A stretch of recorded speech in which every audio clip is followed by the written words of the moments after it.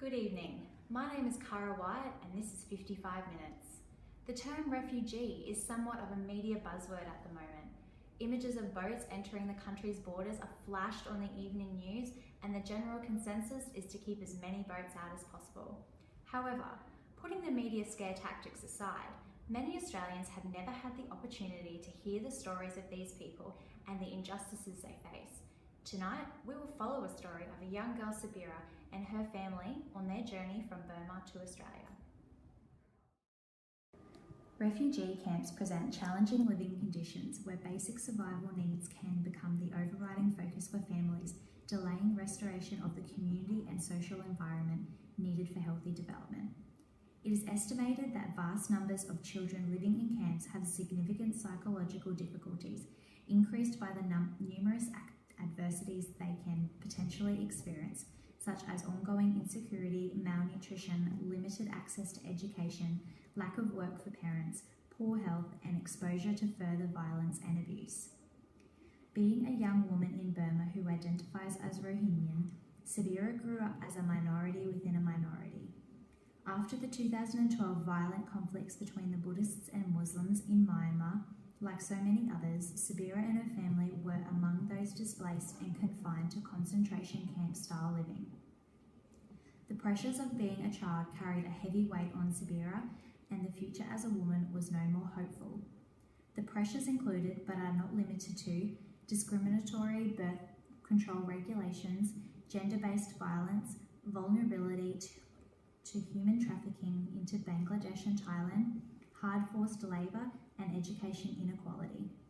Additionally, the laws in place for the Rohingya people, naming them stateless, means limitations to employment, marriage, education, and uncertainty of food and medical aid supplies to be delivered to the camp on time or not at all. Sabira lived in the camp with her family and another family in a 9-foot square shack. The hot, often wet camps are armed by guards 24/7 and surrounded by barbed wire fences. Sabira would make do with no toileting or washing facilities. Sabira and her brothers were fortunate enough to be sent to one of the 5 government schools between the 12 camps. Here she learnt basic spelling, maths and Islamic, but due to the lack of resources and undereducated teaching staff, the content was quite basic. Other roles and routines of Sabira's included playing in the campgrounds with the other children, praying and begging for food from her family.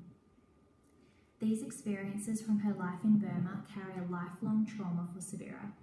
A study of the mental health of newly arrived Burmese refugees into Australia found that the most frequent type of personally experienced trauma reported were 74% were lack of food or water, 69% reported lack of shelter, 58% reported combat situations, and 56% reported ill health without access to medical care.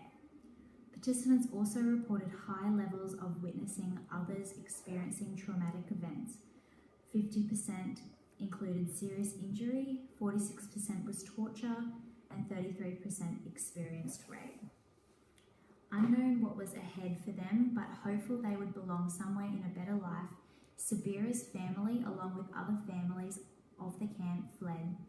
They waited until they could save enough money to flee, and then at night travelled several miles to the last camp at the water's edge.